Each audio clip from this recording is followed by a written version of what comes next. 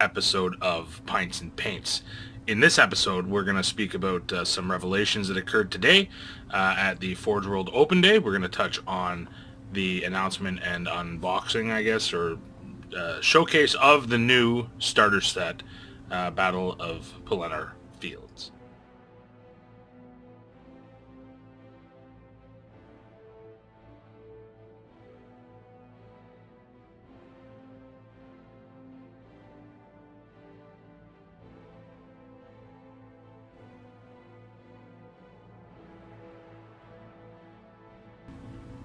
Alright, so now you've seen some stills of what I'm talking about. This is what we are here to discuss today. It's been a thrilling day in SBG, I guess you could say history. I mean, it's been a long time since the rules have been updated. This is really exciting.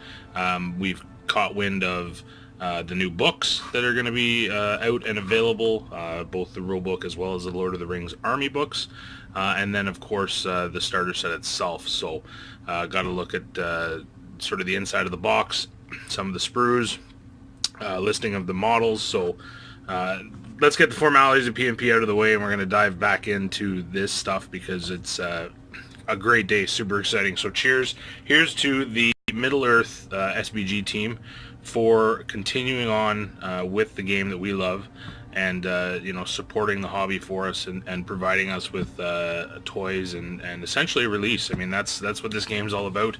It gives us a hobby, an outlet. It's a fantastic one. So cheers to the Middle Earth team, and thank you very much for your hard work. Beverage of choice today is whiskey, because it's a good day.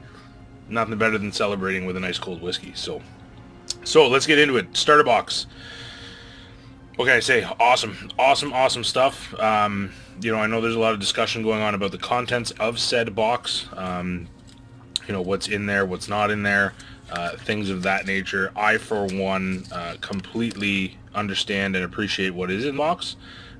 So just to run you through, you're going to get 20 Army of the Dead, 12 Riders of Rohan, 12 Dismounted Riders, as well as the exclusive Theoden sculpt, which looks absolutely stunning.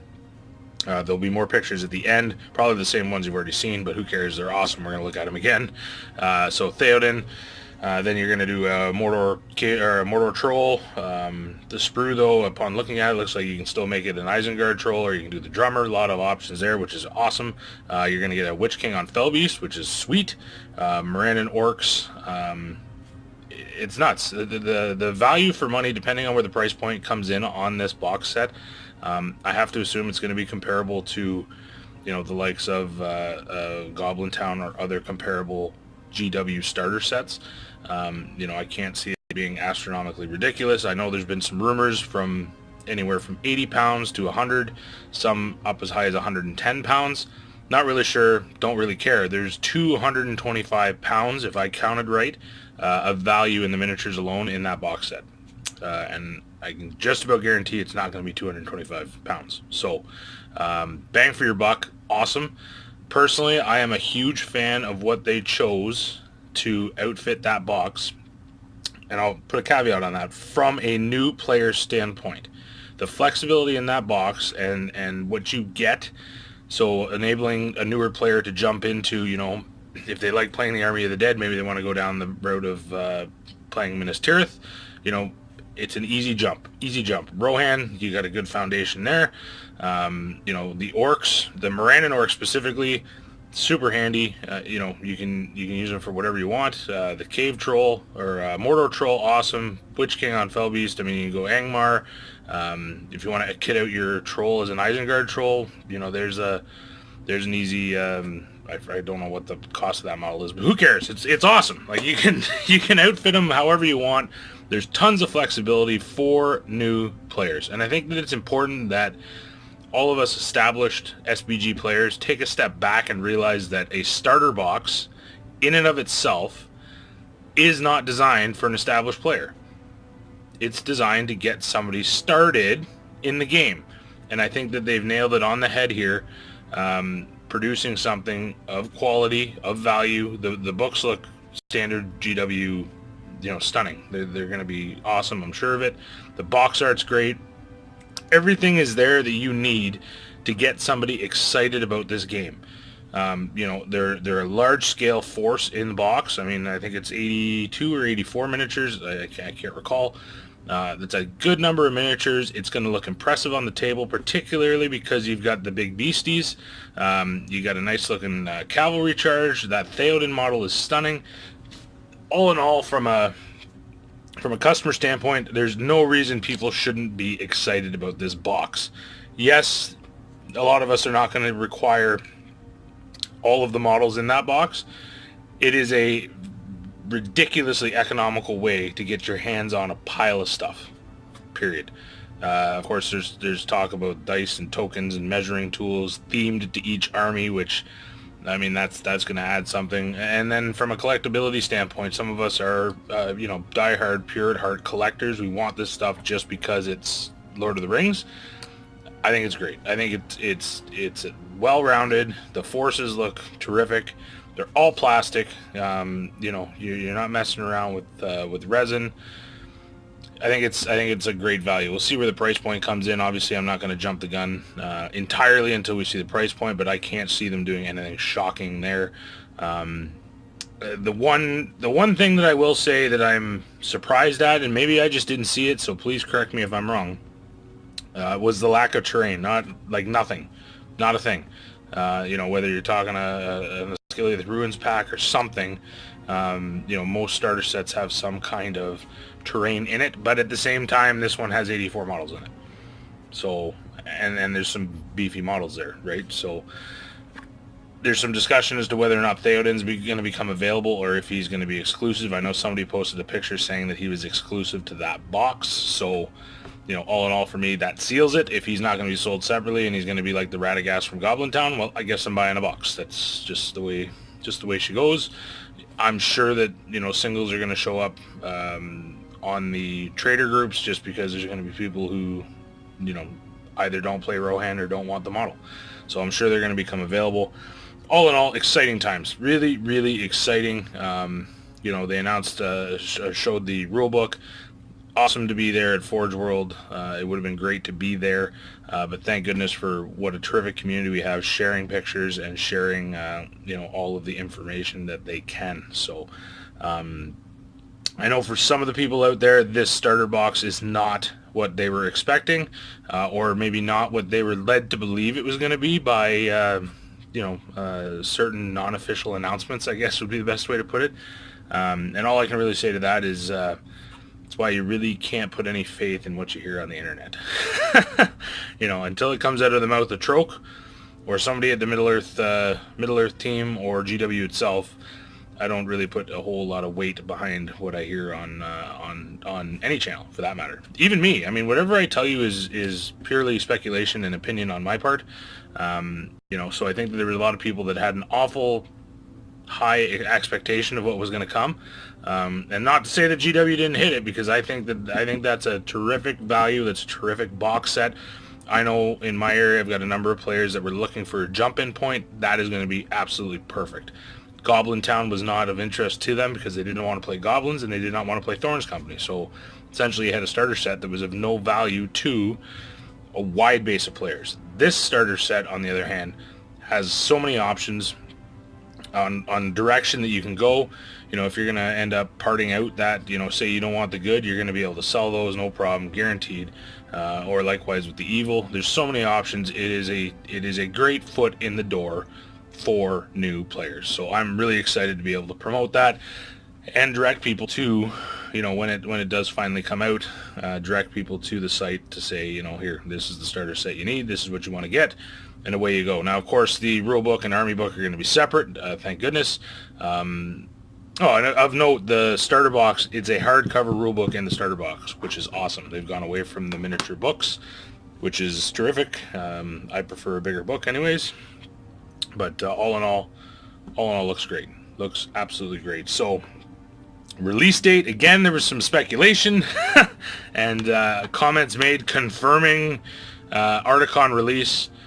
I'm not entirely confident in that. I'm not sure, you know, when that's going to drop again. I'm no industry expert, but I would be very surprised if it was not maybe, I don't know, is Warhammer Fest after or before Articon? I'm not entirely sure. The one that's in Germany, I can't even remember what the event is, but my understanding is that the Middle-earth team is going to be in Germany. So maybe the Germans are getting a release. Who knows? They're spreading out the wealth a little bit. But either way, I would be shocked if these things were not available at Articon, simply because you've got your player base there. Everybody is there specifically for SBG. It would be a brilliant time to sell it, so I have to wait and see. I know I would definitely not myself commit to saying, yes, it is going to be released at Articon. But for us Canucks and Yanks, I would say it's a pretty safe bet that we might see it at Nova. But only time will tell. Only time will tell. So either way, I know there has been some discussion within the groups about rules and changeover. Like ourselves, we have an event coming up at the end of September, and obviously the big question is, what are we going to do? Are we going to run the new rules, or are we going to keep playing through and finish, I guess, this event season with the current rules? I know there's been a bunch of other groups having the same discussion. I can say for the OHA and for the event Scouring of the West Farthing in Chatham, it will be under the current Hobbit rule set with all pertinent books and errata and FAQs until such time as I think we give enough people enough grace period to get their hands on the book and get a firm grasp of the rules. Obviously, if it's anything like a lot of the other pre-releases and releases in general, there's a good possibility this thing is going to sell out. There's a good possibility we're going to be looking at a second printing. So it might take a while to get your hands on a set of rules, and I would hate to limit players from enjoying their hobby simply because they are on back order. So we're going to stick with the current rules as of right now to finish that event out, and then our event at Hot Lead this year will most certainly be the new rule set. So very, very excited to get hands on that and to read through and see what's going on. It's very exciting. So again, there was more pictures I'm going to post up at the end showcasing some of the upcoming models that we've already sort of had a sneak peek at. The stuff for Gondor, the Swan Knights, as well as the Mordor Captains, I believe, from Forge World. Stay tuned to take a look at the photos. I'll fill you in on what was sort of snapped, what I have access to. But that's about it for the starter box. Just all in all, super excited.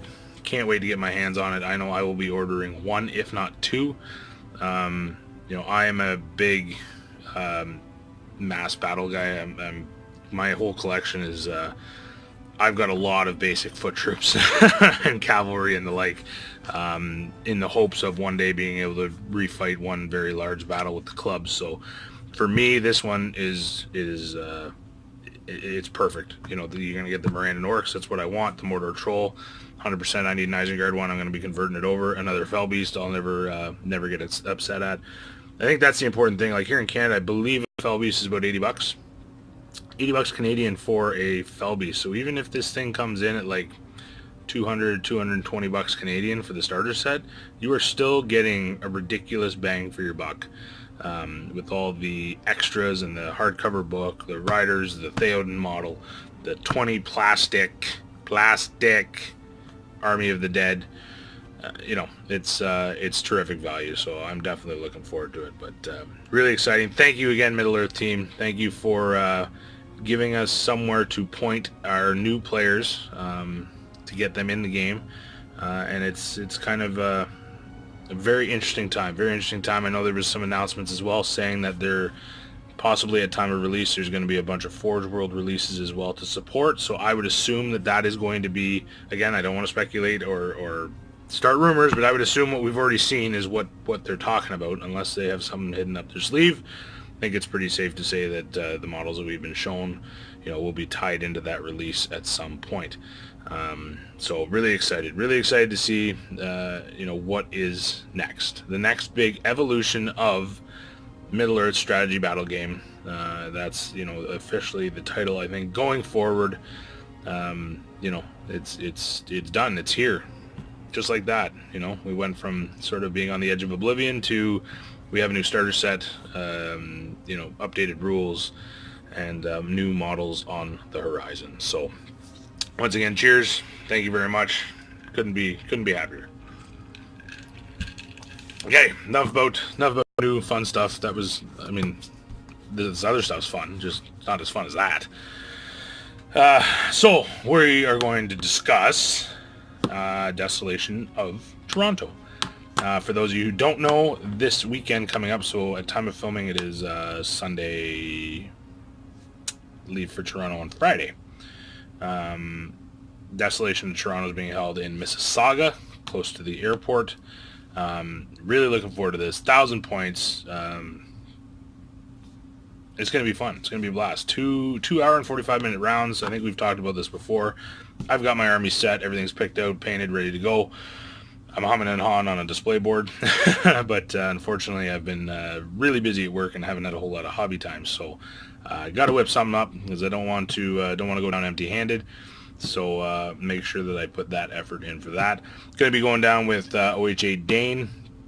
OHA Evan will be coming down. OHA Steve is going to be coming down.